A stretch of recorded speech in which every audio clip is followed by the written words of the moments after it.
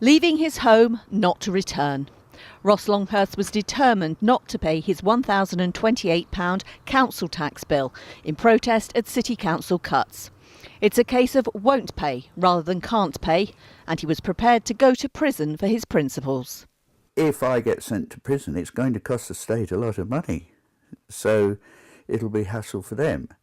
But what I hope to do is to encourage others to take the same stand that I have.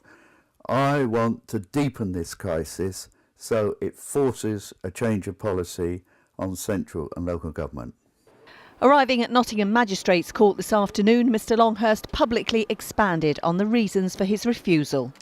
25 years ago, when the iniquitous poll tax was introduced, millions of people refused to pay up, and it forced a change of government policy.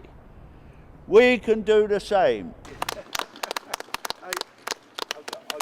Magistrates sentenced him to 28 days in prison for willfully refusing to pay council tax.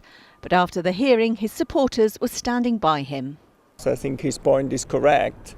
There are lots of cuts, poor people. We have food banks proliferating across Nottingham also. And why should we carry on paying council tax if they're not even the needy ones are properly served?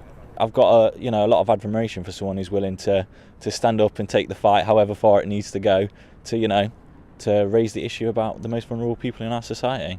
As Ross himself would probably say, it only takes one spark.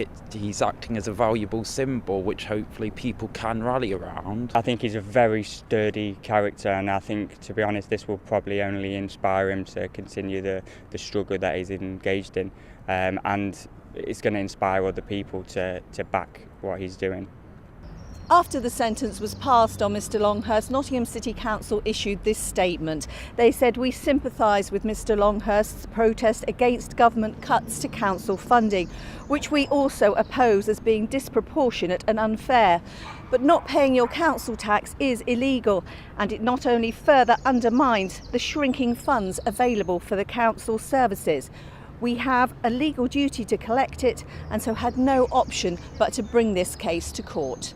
Jane Hesketh, ITV News, Nottingham.